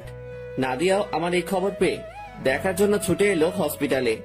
কি রে আকাশ, ওই মেয়ে তোর সাথে এমনটা করলো, কিন্তু তুই যে কিছু বললি না? তুই চাইলে তো সব কয়টাকে মেরে মাটিতে দাফন করে দিতে পারতি। নাদিয়া, আমি এসেছি মানুষ হতে। মারামারি করতে আসলে ঠিকই সব কয়টাকে জমের দুয়ারে পৌঁছে দিতাম, কিন্তু আমি সেসব করার জন্য আসিনি। এসেছি মানুষ হব, তাই পুরনো দিন আর সমস্ত কিছু এক সাইডে ফেলে রেখেছি। তা না হয় ঠিক আছে, কিন্তু মেয়েটাকে তো কিছু একটা করা উচিত ছিল তোর। আমার কিছুই করা উচিত ছিল না, কারণ উপরওয়ালা বলতে কেউ আছেন। তিনি সময়ে সঠিক বিচার করে দিবেন। তুই আসলে অনেক পাল্টে গেছিস আকাশ। থাক, বাদ দে এখন ওসব কথা। আচ্ছা। তারপর নাদিয়ার সাথে অনেকটা সময় কথা বললাম। সে আজ সারাটা দিন ধরতে গেলে হসপিটালেই ছিল। রাফিও আমার সাথে অনেকটা সময় কাটায়, কিন্তু নাদিয়া যখন ছিল তখন সে ছিল না। এইভাবে সপ্তাহখানিক কেটে গেল। রাফি আমার দেখাশোনায় কোনো কমতি রাখেনি। এদিকে নাদিয়াও আমার দেখাশোনার জন্য হসপিটালে চলে আসতো। আমি নাদিয়ার সাথে রাফির পরিচয় করিয়ে দিলাম। 3 জনের মাঝে বেশ একটা বন্ধুত্ব হয়ে গেল। আমি রাফিকে আমার সম্পর্কে কিছু বলতে না করেছি নাদিয়াকে, সেও আমার বিষয় লুকিয়ে চায়। আলহামদুলিল্লাহ, কিছুদিনের মাথায় সেরে উঠি আমি। 2 সপ্তাহের মাথায় ডক্টর আমাকে হসপিটাল থেকে রিলিজ করে দেয়। পরের দিন থেকে আবার কলেজ শুরু করি। সুস্থ হয়ে প্রথম দিন কলেজে গিয়ে ক্লাস শেষ করি, কিন্তু মায়াকে আজ ক্লাসে দেখিনি। থাক, না আসলে না আসুক, মন থেকে সমস্ত কিছু মুছে ফেলেছি তাকে নিয়ে। ক্লাস শেষ করে আমি, রাফি আর নাদিয়া একত্রে হয়ে আড্ডা দিচ্ছিলাম। হঠাৎই পিছন থেকে মায়া এসে ডাক দেয়। কিরে ছোট লোক, আমি তো ভেবেছি তুই মার খেয়ে কলেজ ছেড়ে পালিয়েছিস, কিন্তু এখন দেখি তুই সুস্থ হয়ে ফিরেও এসেছিস। শুধু তাই নয়, বন্ধুও জুটিয়ে ফেলেছিস দুইজন। আমি মায়ার কথায় পাত্তা না দিয়ে আমাদের মতন কথা বলতে থাকলাম আমরা। কিরে, কথা কানে যাচ্ছে না তোর আমার কথা? দেখুন, আপনার সাথে আমাদের কোনো কিছুই নেই, সো নিজের মতো থাকবেন আর আমাকে আমাদের মতন থাকতে দিন। বাহ, মুখে বুলি ফুটেছে দেখি তোর। না, আবার মার খাওয়ার ইচ্ছে হয়েছে? ধমকিগুলো অন্য কোথাও গিয়ে দিন। এখন আর আপনার ধমকি আমার উপরে কাজে আসবে না, সো চলে যান এখান থেকে। না, তোকে দেখছি আবার গেলাতে হবে। দাঁড়া, আবার তোকে টাইট দেওয়ার ব্যবস্থা করছি। সে ফোন করে সেদিনের ছেলেগুলোকে আবার ডেকে আনে। তখনই নাদিয়া তাদের সামনে রুখে দাঁড়ায়। আকাশের গায়ে যদি আর একটা টোকাও লাগে, তাহলে কিন্তু সব কয়টার অবস্থা আমি খারাপ করে দিব। মাথায় রেখো, আমার বাবারও কিন্তু ক্ষমতা কম নেই। সব কয়টার পিঠের ছাল আমি তুলে দিব। নাদিয়ার কথা শুনে ছেলেগুলো ভয়ে চলে যায়, কিন্তু মায়া রেগে যায় নাদিয়ার উপরে। বেয়াদব মেয়ে, তুই আমায় আটকাতে আসছিস? শোনো মেয়ে, তোমার জাদু সবার উপরে খাটবে না, সো আমাকে এসব দেখাতে এসো না। এবার তো খালি হাত ধরলাম, পরের বার সেটা ভেঙে ফেলবো সোজা। তুই আমার মুখের উপরে কথা বলিস? দাঁড়া, বাবাকে বলে তোদের ব্যবস্থা করছি। মায়া রেগে মেগে সেখান থেকে চলে যায়। এদিকে নাদিয়ার কাণ্ড দেখে আমি তো হাসতে হাসতে পুরো শেষ। বাপরে বাপ, নাদিয়া তুইও দেখে অনেক ডেঞ্জারাস। তা একটু একটু হতে হয়, না হয় চলে না। অনেকটা সময় আড্ডা দিলাম এভাবে তিনজন মিলে। তারপর সেখান থেকে উঠে চলে এলাম বাসায় যাওয়ার জন্য। বাসার পথ ধরে হাঁটছি, হঠাৎই পুলিশের গাড়ি একটা সামনে দাঁড় করালো আমার। তারপর জোর করে ধরে থানায় নিয়ে গেল তারা আমাকে। না, এসব অত্যাচার আর সহ্য হয় না। আমি জায়গা বরাবর একটা মেসেজ করে দিয়েছি। তারা আমায় ধরে নিয়ে এসে লকআপে ঢুকিয়ে দিল। তারপর অফিসার একজন এসে আমায় বলছে, কিরে, ওসি স্যারের মেয়ের সাথে নাকি বেয়াদবি করেছিস তুই? তিনার মেয়ে আমাকে ফোন করেছে। সাহস অনেক বেড়েছে তোর। তোকে আজকে জন্মের মতো শিক্ষা দিয়ে ছাড়বো। এরপর আর কখনো স্যারের মেয়ের সাথে বেয়াদবি করার কথাও মাথায় আনবি না। অফিসারের কথা শুনে চরম হাসি আসছে। সে জানে না একটু পর কি ঘটতে চলেছে। স্যার, আপনি আমার কিছুই করতে পারবেন না, সেই শক্তি আপনার নেই। কি, তুই আমার সাথেও বেয়াদবি করছিস? না, তোর তো কিছু একটা করতেই হবে। বলে টেবিলের উপর থেকে রোলারটা নিয়ে আসে। তারপর সেটা দিয়ে আকাশকে মারতে ধরে। যখনই অফিসার রোলার দিয়ে আকাশকে মারতে যাবে, তখনই পুরো থানা সহ কেঁপে ওঠে। থানার সকলেই ভয় পেয়ে যায়। পুলিশ কয়েকজন তাড়াতাড়ি থানা থেকে দৌড়ে বের হয় কি হয়েছে সেটা দেখার জন্য।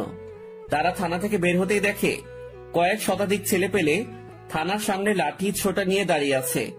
এই অবস্থা দেখে থানার পুলিশগুলো হতভম্ব হয়ে যায়। থরথর করে কাঁপতে শুরু করে সবাই। কারোর ভিতরে যেন আর প্রাণ নেই, মূর্তির মতন দাঁড়িয়ে আছে সবাই। তখনই ছেলেপেলেগুলো চেঁচিয়ে ওঠে, এই তোরা আকাশ ভাইরে কোন সাহসে এনে লকারে ঢুকিয়েছিস? ভাই, আমরা কিছুই জানি না। বড় স্যার ছেলেটাকে ধরে আনতে বলেছে। ওকে দাঁড়া, তোর বড় স্যারকে কানের পট্টি গরম করছি। ছেলেপেলে সবাই হুড় হুড় করে থানার ভিতরে ঢুকে যায়। যে অফিসার আকাশকে ধরে এনেছে সে তো পুরো ভয়ে শেষ, কারণ এত ছেলেপেলে একসাথে এসেছে যে তারা থুতু ফেললেও থানাবাসী ভেসে যাবে। এই বেটা, কি সমস্যা তোর? তুই আকাশ ভাইকে কেন ধরে এনেছিস? বলেই কলার ধরে ফেলে। ভাই, সে বড় স্যারের মেয়ের সাথে নাকি অসভ্যতামো করেছে, তাই স্যারের মেয়ে আমাকে রিপোর্ট করায়, আমি তাকে ধরে আনি। আর তাছাড়াও ওসি স্যার ফোন করে ওকে ধরে আনতে বলে। অফিসারের কথা শুনে ছেলেপেলে এবার পুরো ক্ষিপ্ত হয়ে যায়। এই বেটা, কাকে তুই তাঙারি করে সম্বোধন করছিস? বলেই ঠাস ঠাস করে কয়েকটা থাপ্পড় বসিয়ে দেয়। তুই জানিস জানোয়ারের বাচ্চা সে কে? আর ভাই কোনোদিন অমন বাজে কাজ করবেও না। তারপরেও ভাইকে তোরা ধরে কেন আনলি বল? উড়াধুরা মায়ের শুরু করে অফিসারকে। ভাই প্লিজ, আমার ভুল হয়ে গেছে, আমি উনাকে এখনই ছেড়ে দিচ্ছি। প্লিজ আপনারা আমাকে আর মারিয়েন না। যা, তাড়াতাড়ি ভাইকে লকার থেকে বের কর, না হয় এখানে জ্যান্ত পুঁতে দিব তোরে। থানার বাকি সকলে থ হয়ে তাকিয়ে আছে ছেলেপেলের দিকে। কেউ ভয়ে কোনো কথা বলছে না। জানে এখন যদি একটা টু শব্দ করে কেউ, তাহলে প্রাণ হারাতে হবে। কারণ ছেলেপেলে সবাই মারামারির উদ্দেশ্য নিয়ে এসেছে। সবার হাতে লাঠি সোটা। অন্যদিকে অফিসার দৌড়ে গিয়ে আকাশকে লক আপ থেকে ছেড়ে দেয়। ভাই আমার ভুল হয়ে গেছে, আমি সত্যি আপনার সম্পর্কে না জেনে আপনাকে লকআপে ভরেছি, প্লিজ আমাকে মাফ করে দেন। শোন, একটা কথা বলি, আমি যদি তোদের মতন ক্ষমতা দেখাতে শুরু করি তাহলে তোরা রোজ এসে আমার পা চাটবি, কিন্তু আমার ওসব করার কোনো ইচ্ছেই নেই। আর আমার কোনো দোষে যদি তোরা আমায় ধরে এনে শাস্তি দিতি তাহলে একটা ছেলেও থানায় আসতো না, আমি চুপচাপ থানার ভিতরে মায়ের খেয়ে পড়ে থাকতাম। কিন্তু তোরা আমাকে বিনা দোষে ধরে এনে লকআপে আটকেছিস, তাই একটু কড়া হতে হলো আমাকে। ভাই আমার ভুল হয়ে গেছে, প্লিজ ভাই আমাকে মাফ করে দেন। আপনি হয়তো অনেক বড় মাপের লোক, না হয়তো এত ছেলেপেলে কখনোই আসতো না আপনাকে ছুটানোর জন্য। আমি সত্যি আপনার সম্পর্কে না জেনে এমনটা করেছি, তার জন্য পুরো জোর ক্ষমা চাচ্ছি। হয়েছে, থাক। এই তোরা সবাই চল, এখানে আর কোনো ধরনের হাঙ্গামা করিস না। আচ্ছা ভাই। আকাশের কথা মতন সবাই বের হয়ে গেল, সাথে আকাশও বের হয়ে গেল। আর কোনো হাঙ্গামাই করলো না তারা। আকাশের এক কথায় সবাই যেন শান্ত হয়ে গেছে। আকাশের কথা শুনে সবাই সবার মতন চলে যায়। অন্যদিকে তার কিছুক্ষণ পরেই মায়ার বাবা থানায় প্রবেশ করে। মাহবুব সাহেব, আমার মেয়ের সাথে যেই বেটা বিয়াদবি করছিল সে কোথায়? স্যার ছেড়ে দিয়েছি উনাকে আমরা। কি? কোন সাহসে ওই ছেলেকে আপনি ছেড়েছেন? স্যার ওই ছেলেকে ছুটিয়ে নিয়ে যাওয়ার জন্য অনেক ছেলেপেলে থানায় এসেছিল, পরে আমরা তাকে ছেড়ে দেই। মাহবুব সাহেব, আপনার মাথায় কি কোনো সমস্যা আছে কোনো? আপনি ওই ছেলেকে ছাড়লেন কেন? ছেলেপিলে আসলেই কি আসামিকে ছেড়ে দিবেন আপনি? স্যার প্লিজ আপনি বোঝার চেষ্টা করুন, তখনকার পরিস্থিতিতে আমরা ছিলাম না, আজ আমরা প্রাণে বেঁচে গিয়েছি। ছেলেটাকে না ছাড়লে সত্যি আমরা মারা পড়তাম। মাহবুব সাহেব, আপনার মতো ফালতু লোক এই জীবনে প্রথম দেখলাম। আমার মেয়ের সাথে যে ছেলে বেয়াদবি করে তাকে আপনি ছেড়ে দেন? কত বড় খাটাস প্রকৃতির লোক আপনি! নাকি টাকা খেয়ে ছেড়ে দিয়েছেন? না স্যার, অমন কিছু নয়। তাহলে ছাড়ার তো কোনো কারণই দেখছি না। আর মায়ের কথা মতন তো সেই ছেলে একটা ভিখারি, তার এত ক্ষমতা নেই যে তাকে ছোটানোর জন্য ছেলেপিলে থানায় দল বেঁধে আসবে। না, এর পিছনে কোনো কারণ আছে। আমি শিওর আপনি টাকা খেয়ে ওকে ছেড়েছেন। স্যার বিশ্বাস করুন, আমি ওইসব কিছুই করিনি। এই রাখেন আপনার বিশ্বাসের কথা। আপনার বিশ্বাসের খাতায় আমি থুতু মারি। আজকে কৃতকর্মের জন্য আপনাকে আমি এমন জায়গায় পোস্টিং করব যে আপনি ভেবেও পাবেন না। আজ এই আপনার বিষয়ের উপর কথা বলবো আমি। আর ওই ছেলেকে তো আমি দেখেই ছাড়বো। ওকে টেনে হেসড়ে যদি লকাবে এনে না ঢুকিয়েছি তাহলে আমিও বাপের বেটা না। মায়ার বাবার কথা শুনে মাহবুব সাহেব চুপ করে আছেন। এদিকে আকাশ বাড়ি পৌঁছে যায়। ঝামেলা শেষ করে বাড়িতে এসে শুয়ে পড়েছি। আজ খাওয়া দাওয়া করার কোনো ইচ্ছেই নেই, কারণ বেঈমান কথা খুব করে মনে পড়েছে। কি করে পারে সে আমার সাথে এমনটা করতে? একে একে দুইবার তার প্রাণ বাঁচিয়েছে, কিন্তু পরিশেষে সেই আমার প্রাণ নিতে উঠে পড়ে লেগেছে। আর তাছাড়াও আমাকে তো তার সহ্য হয় না ছোট লোক দেখে, আর আমিও তো তার সামনে যাই না। কিন্তু তারপরেও মেয়েটা আমার উপরে কিসের রেশ উঠাতে চায়? কি এমন করেছে আমি তার সাথে?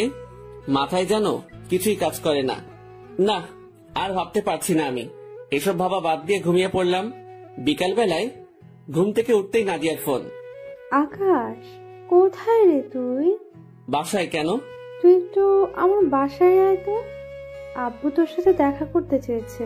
আমি আব্বুকে জানিয়েছি যে তুই আমার কলেজে পড়িস, সো তিনি তোর সাথে দেখা করতে চেয়েছে। আচ্ছা ঠিক আছে, কিন্তু আমি তো তোর বাসা চিনি না।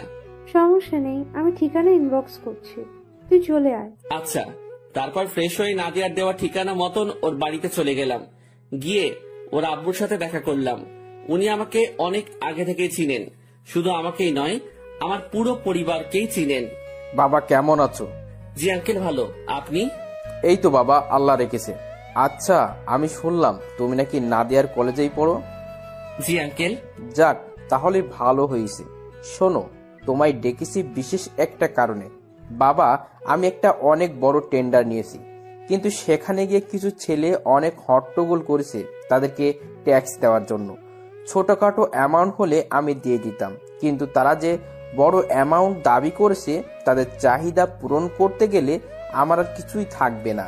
তাই তোমার সাহায্য প্রয়োজন আমার। বাবা, তুমি কি একটু বিষয়টাকে দেখবে? আঙ্কেল দেখা তো যায়, তবে আমি তো ওসব পথ ছেড়ে দিয়েছি। বহু আগেই।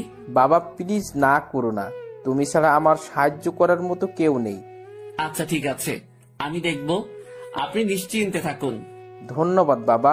আর আমি তোমার বাবার সাথে একটু কথা বলবো নাদিয়াকে নিয়ে। আমি চাই আমার মেয়েটাকে তোমার হাতে তুলে দিতে। নাদিয়ার বাবার কথা শুনে গলা পুরোপুরি শুকিয়ে গেছে আমার পাশেই নাদিয়া বসা ছিল। সেও হা করে তাকিয়ে আছে তার বাবার দিকে। বাবা, তুমি এসব কি বলছো? নিজের কানে তো শুনেছিস যে কি বলছি। আঙ্কেল প্লিজ ওসব করতে যাবেন না। আমি বিয়ে শাদী নিয়ে একদম ভাবিনি এখনো।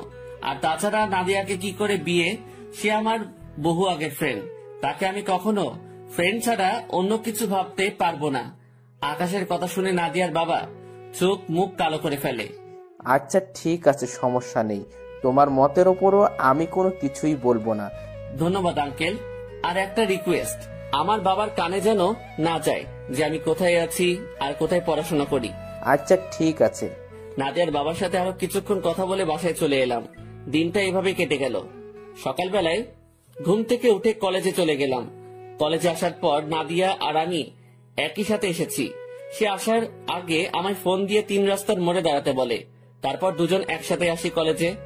কলেজে এসে দুজন আলাদা হয়ে যাই, কারণ তার একটা এক্সট্রা ক্লাস আছে। সে চলে যায় ক্লাস করতে। এদিকে আমি ক্লাসরুমের পাশে একটা ফাঁকা জায়গা আছে, সেখানে বসে আছি। ক্লাস শুরু হতে আরো বেশ সময় বাকি, কিন্তু হুট করেই মায়া কোথা থেকে যেন আমার সামনে আসে। কিরে ছোট লোক, তুই থানা থেকে ছাড়া পেলি কি করে? আমার তো কোনো দোষই নেই, তাই থানা ওয়ালারা আমায় ছেড়ে দিয়েছে। তোর দোষ নেই কি আছে সেটা তুই পরে টের পাবি। আর আমি শুনেছি তোকে নাকি ছেলে পেলে গিয়ে ছুটিয়ে এনেছে থানা থেকে। কিসের এত ছেলে পেলে তোর? আমার তো মনে হয় ওইসব ছেলে পেলে তোর সাথে এই বস্তিতেই থাকে। শোন, ওইসব বস্তির ছেলে পেলে তোকে আমার বাবার হাত থেকে বাঁচাতে পারবে না। তুই অপেক্ষা কর খালি। আজ বাবা তোকে এসে সকলের সামনে ঘাত ধরে টেনে হিস্ট্রে নিয়ে গিয়ে লকাপে ঢুকাবে। আচ্ছা ঠিক আছে, আমিও তিনার জন্য অপেক্ষা করব। তারপর মায়া মুখ বাঁকিয়ে চলে গেল। আমি চুপচাপ সেখানে বসে আছি। একটু পর ক্লাসের ঘন্টা দিল, আর সাথে সাথে দৌড়ে ক্লাসে চলে গেলাম। রাফি আজ দেরি করে এসেছে, তাই আমার পাশে সিট পাইনি। একটু দূরেই বসেছে সে আমার। এদিকে স্যার ক্লাস করাচ্ছে, আমি স্যারের লেকচার মন লাগিয়ে শুনছি। ঠিক তখনই হুট করে কয়েকজন পুলিশ ক্লাসরুমের মধ্যে ঢুকে পড়ে। তারপর তারা আমাকে টানতে টানতে ক্লাসরুম থেকে বাইরে নিয়ে যায়। পুরো ক্লাসে একটা হট্টগোলের রোল পড়ে যায়। স্যার ক্লাস করানো অফ করে দেয়। সবাই পুলিশগুলোর দিকে তাকিয়ে আছে। এদিকে আমাকে বাহিরে নিয়ে যেতে দেখলাম একটা পুলিশের গাড়ি দাঁড় করানো। মায়া, এই ছেলেটা নাকি? হ্যাঁ বাবা, এই ছেলেটা। মায়ের কথা শুনে বুঝতে বাকি রইল না যে তার সাথে দাঁড়িয়ে থাকা লোকটা তার বাবা। আমার দোষটা কি? তুই আমার মেয়ের সাথে বেয়াদবি করেছিস, আমার মেয়ের উপরে নাকি কথা বলেছিস, সেটাই তোর দোষ। স্যার বেয়াদবি তো আমি করিনি, তবে মুখের উপরে কথা বলেছি। কিন্তু এটার জন্য যে জেল হাজত হয় তা জানা ছিল না। বেয়াদব ছেলে, তুই তো দেখি মুখের উপরে কথা বলিস। ঠাস করে একটা থাপ্পড় লাগিয়ে দেয় আকাশের গালে। এই বেটাকে ধরে নিয়ে গাড়িতে ঢোকা। বেটাকে আজকে অনেক কিছু বোঝানোর আছে। মায়ার বাবার কথা মতন পুলিশের গুলা আমায় ধরে নিয়ে গাড়িতে বসালো। আমি মনে মনে বলছি, এই থাপ্পড় তোর জন্য কাল জম হয়ে দাঁড়াবে। এই কথা বলতে না বলতেই এমপির গাড়ি হাজির। এমপি সাহেবের গাড়ি থেকে নেমে মায়ের বাবার কলা ধরে ফেললো। এই চামচার বাচ্চা, তোর কত বড় সাহস যে তুই এই ছেলের গায়ে হাত দিয়েছিস? স্যার, সে আমার মেয়ের সাথে বেয়াদবি করেছে। তোর বেয়াদবির গুষ্টি মারি। পা থেকে জুতা খুলে মায়ের বাবার মুখে ঠাস ঠাস করে অনেকটা বাড়ি লাগিয়ে দেয়। এমপির কাণ্ড দেখে সবাই হা করে তাকিয়ে আছে টিনার দিকে। সবকিছু যেন মাথার উপর দিয়ে গেল সবার। সামান্য একটা ছেলেকে আটক করার কারণে এমপি এসে পুলিশ অফিসারকে জুতা দিয়ে মারছে। এই যেন এক ভয়ঙ্কর ব্যাপার ঘটে গেল। এমপি পুরো রেগে মেগে আগুন। এই জানোয়ার, তোদের কথা কি কানে যায়নি? তোরা ওকে এখনো কোন সাহসে গাড়িতে উঠিয়ে রেখেছিস? ওসির মতন জুতোর বাড়ি খেতে না চাইলে নামা তাড়াতাড়ি ওকে গাড়ি থেকে। এমপির কথা শুনে পুলিশগুলো তাড়াতাড়ি আকাশকে গাড়ি থেকে নামিয়ে দিল। গাড়ি থেকে নামানোর সাথে সাথেই এমপি দৌড়ে এসে আকাশের হাত চেপে ধরে। ভাই, ওসির ভুল হয়ে গেছে, প্লিজ ওসিকে মাফ করে দেন। ওর হয়ে আমি ক্ষমা চাচ্ছি আপনার কাছে। ক্ষমা টমা আমি বুঝি না, আর আমি এসব হাঙ্গামাটাতেও নেই। সো তাড়াতাড়ি সবাই এখান থেকে গাড়িটি গোল করে পালান। আমি 1 থেকে 3 গুণার আগে যেন পুরো কলেজ ফাঁকা হয়ে যায়। আকাশ 1 থেকে 3 গুণার আগেই এমপি আর ওসি দুটোই সেখান থেকে হাওয়া হয়ে যায়। এবার যেন সবাই বিস্ময় খেয়ে যায়। কে এই ছেলে যার কথায় এমপি পর্যন্ত জায়গা ত্যাগ করলো? পাশেই মায়া দাঁড়িয়েছিল। সে চোখ বড় বড় করে আকাশের দিকে তাকিয়ে আছে। মনে হয় যেন তার চোখের সামনে আজরাইল দাঁড়িয়ে আছে।